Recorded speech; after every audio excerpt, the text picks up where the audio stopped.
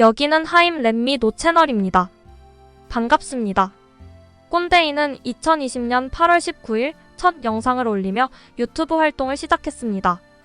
꼰대이라는 채널명에서도 알 수 있듯이 소위 말하는 꼰대 컨셉을 잡고 다양한 컨텐츠의 동영상을 업로드하고 있습니다.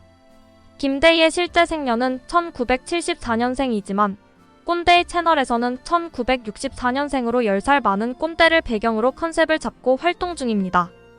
작중 지역이 부산광역시 해운대구, 작중 학력이 부산대학교 철학과 83학번로 설정되어 있습니다. 채널 개설 초반에는 인지도가 낮아서 지지부진했지만 2020년 11월 20일에 업로드된 돈 빌리는 전화 영상으로 한번 대박이 터졌습니다. 2020년 12월 13일부터 과거 히트작인 대화가 필요해에서 영감을 얻은 것으로 보이는 상황극 시리즈 반묵자를 업로드하기 시작했는데 이게 제대로 대박이 나면서 구독자 수가 급속도로 상승하기 시작했습니다. 그냥 둘이 마주보고 앉아서 밥을 먹으면서 실없는 이야기를 주고받는 것이 전부임에도 김대희와 개그 콘서트 동료들이 보여주는 티키타카 합이 대단한지라 역시 개그맨은 개그맨이라는 찬사는 기본이고 개그 콘서트가 폐지된 것은 개그맨들이 재미없어서가 아니었다는 이야기도 나올 정도입니다. 대본도 없고 꼰대이가 즉석에서 알려주는 관계를 바탕으로 상황극이 펼쳐지며 개그맨 김대희는 어떻냐는 식의 질문에 게스트가 뒷담화하듯이 쏟아내는 하소연이 포인트입니다. 쇼박스나 너덜트 등을 필두로 옛날처럼 웃긴 분장에 과장된 표정이나 대사를 하는 게 아니라 일상 속에서 있을 법한 소소하게 웃픈 상황을 꽁트식으로 풀어내는 게 현대 개그의 트렌드가 된 것을 잘 공략한 것으로 볼 수 있습니다. 너무 대박이 나면서 한동안 PPL에 집중하면서 조회수가 50만 대 안팎으로 추락하는 등 상대적으로 부진한 나날이 계속되었고 게스트들이 아무것도 하지 않아도 조회수 100만 나오던 시절이 좋았냐고 놀린다거나 꼰대이 스스로도 PPL 때문에 방송을 말아먹게 생겼다고 자학 개그를 치는 판이었지만 2021년 만우절 특집으로 올린 쯔양편과 그 주 주말에 연달아 올린 김종국 편이 각각 200만을 순식간에 돌파하고 그 다음 주에 김지민 편도 100만을 순식간에 돌파하면서 위기를 극복했습니다.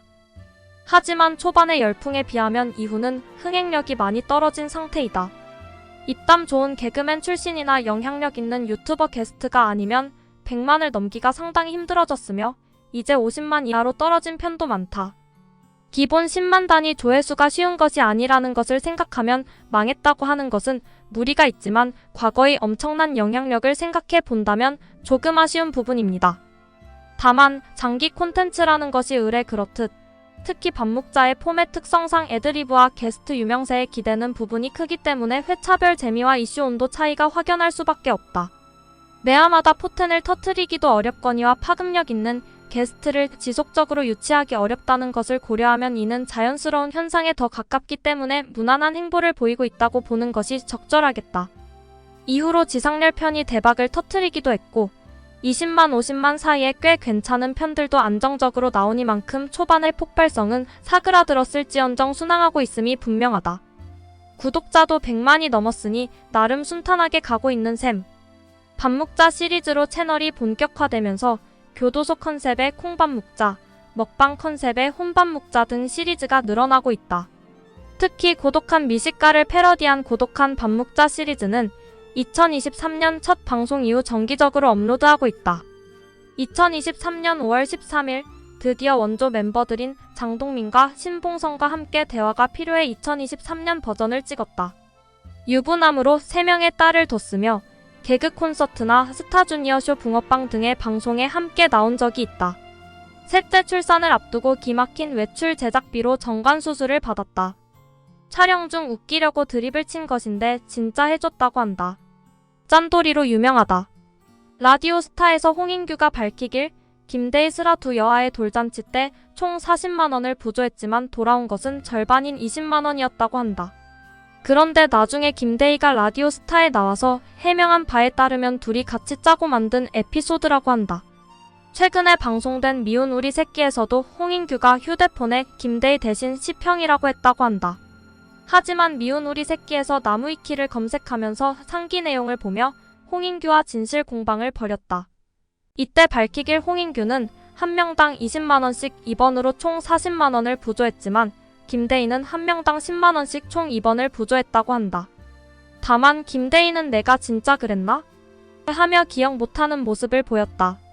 라디오 스타에서 개콘 마지막 녹화 비하인드를 말했는데 개콘 PD가 어떻게 마무리를 지으면 좋을지 조언을 구해 중간에 하차했었던 이태선 밴드가 마지막이니만큼 유종의 미로 장식해주길 바래서 말했었다고 한다.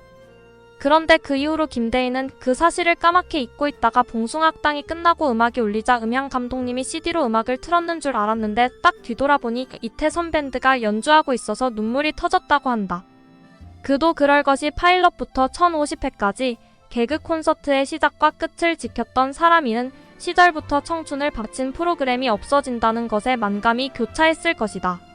그래서 최종의 끝부분 보면 손머리를 한 채 이태선 밴드를 계속 쳐다봤다. 돈 빌리는 몰카를 김대희가 했을 때 100만원에서 액수를 점점 올렸는데 1000만원을 빌려달라는 부탁에 김준호는 걱정하더니 딴 사람한테 빌릴 거면 나한테 빌리는 게 낫지라고 하고 정준호도 너 노름 도박하니? 그런 거 하면 안 된다고 한 뒤 선뜻 계좌번호를 부르라고 했으며 권재관은 자기도 500이 힘들다고 했으면서도 잠깐 고민하더니 계좌를 달라고 했고 신봉선은 무슨 일이냐고 놀라서 걱정하더니 선뜻 빌려줬다. 신봉선은 너무 놀라서 액수를 올리지 않은 듯하다. 다만 장동민은 몰카인 것을 눈치채고 눈치채지 못한 척게 흉내를 시키면서 선배를 농락했다. 가정에 굉장히 충실한 듯하다. 복면가왕 2017년 8월 20일 방송분에서 불빛이 살아있네 등대맨이라는 가명으로 나와 보컬 전쟁의 여신 아테나와 이문세의 조조아린을 선곡했으며 정체를 밝힐 때는 김민우의 사랑일 뿐야를 불렀다. 강릉 무장공비 침투 사건 당시 수색대로 참전한 적이 있다. 참고로 이 당시 말년이었다고 하며 고지위에서 저녁식을 치렀다고 한다. 신봉선이 2018년 KBS 연예대상 코미디 부문 최우수상을 받고 수상소감에서 말하길 개그 콘서트에 복귀하는 것을 부담스러워하자 오빠만 믿고 따라와 라며 끌어주었다고 굉장히 고마워했다고 한다. 박성호와는 인연이 깊다. 어린 시절 같은 동네 주민이었고 같은 교회를 다녔으며 중학교와 대학교도 같은 학교를 다녔다. 심지어 성인이 된 후에 모두 KBS에 입사했으며 소속사 역시 같은 스타밸리였다. 2021년 계승자라는 프로그램에서 김대희는 연차가 높은 박성호가 왜 팀장으로 안 뽑혔나 생각해 연락해서 물어보니 아예 섭외 전화가 오지 않았다고 했고 그래서 미안한 마음에 형이고 선배지만 팀원에 넣었다고 말했다. 동기 김성태가 바람잡이를 하면서 발견한 여대생을 김대희와 연결시켜준 덕분에 연인관계로까지 발전했지만 결국 결별했다. 아내는 후배 송준근과 중학교 동창이라고 한다. 2020년 5월 1일자 개그 콘서트에서 밝혀진 내용이다. 또한 이보다 한참 앞서서 2012년에 밝힌 바에 의하면 뛰어난 요리 실력에 반해서 결혼을 결심했다고 한다. 선술했듯이 대구광역시에서 8년 동안 살았기 때문에 대화가 필요해서 자연스러운 경상도 사투리를 쓰며 열연했다.